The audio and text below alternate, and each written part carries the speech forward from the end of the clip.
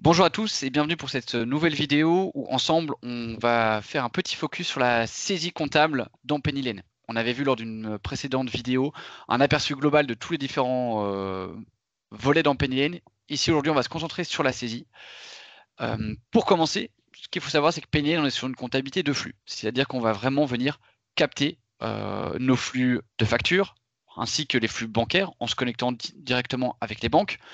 Et donc, ici, sur nos factures fournisseurs, on va pouvoir les capter via différents canaux. Ça peut être à travers un email dédié, voire une connexion API avec un outil tiers, un téléphone où on prend en photo simplement les factures depuis une application dédiée, ou alors simplement via un import de facture en venant glisser-déposer un fichier de facture.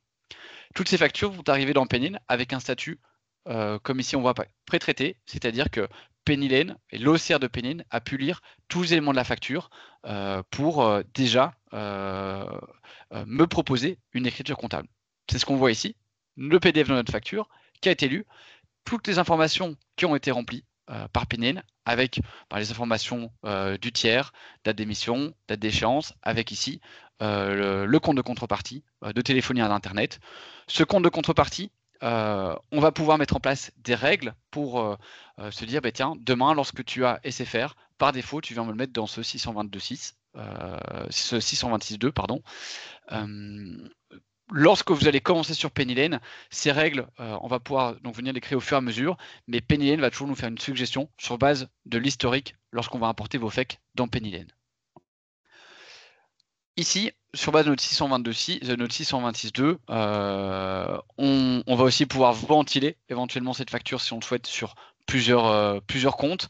Si cette facture fait l'objet par exemple d'une CCA, du FNP, dès notre facture, on va pouvoir venir saisir la date de début, date de fin pour venir alimenter dans notre module de révision sur nos écritures de régularisation pour ensuite pouvoir générer les écritures en fonction de comment on veut les passer. Ce qu'on retrouve, donc c'est bien cette écriture qui est proposée par Penny Lane qu'on va en fait simplement pouvoir contrôler et valider dans Penny Lane. Ce qu'on va pouvoir saisir également sur cette facture, c'est notamment ici de l'analytique. Si par exemple ma téléphonie concerne à la fois mon équipe commerciale et marketing, je vais pouvoir venir la ventiler au pourcentage ou en montant propre.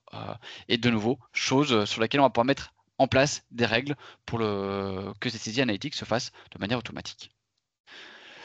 Voilà pour la saisie sur facture fournisseur.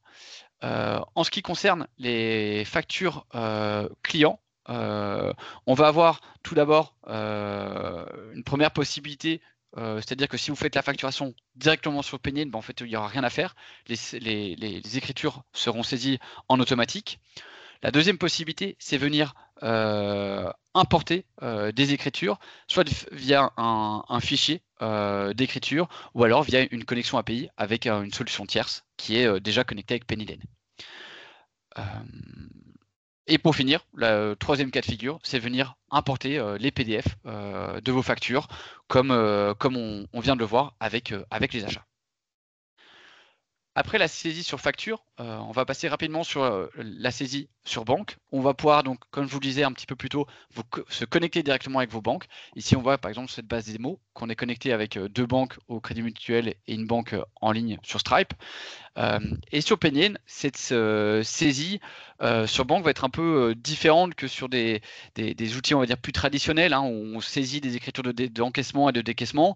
Ici, on va partir de la banque pour saisir, pour faire la saisie comptable. C'est-à-dire que la banque va être égale à la comptabilité en permanence. Comment va se faire cette saisie?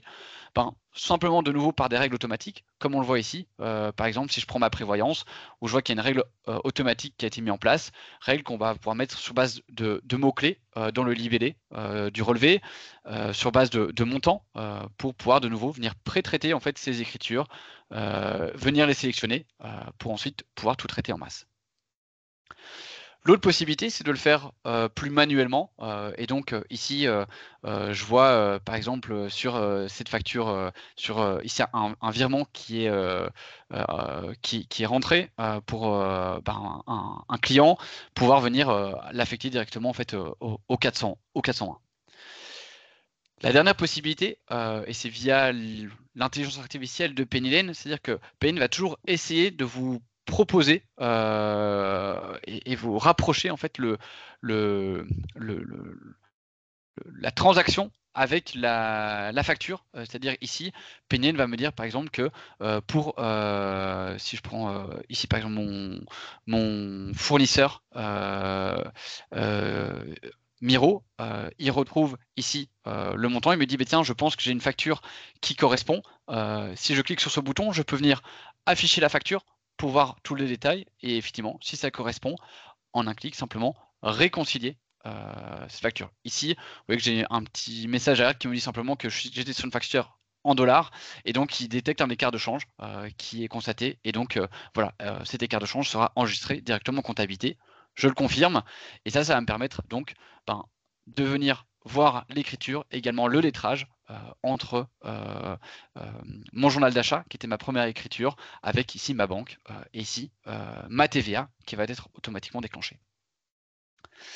Pour finir sur la saisie, on va retrouver bien entendu la possibilité de faire toujours de la saisie en masse si on a quelques écritures à passer au kilomètre en choisissant le journal, appelant les comptes, équilibrer simplement les écritures et en saisissant de l'analytique si besoin.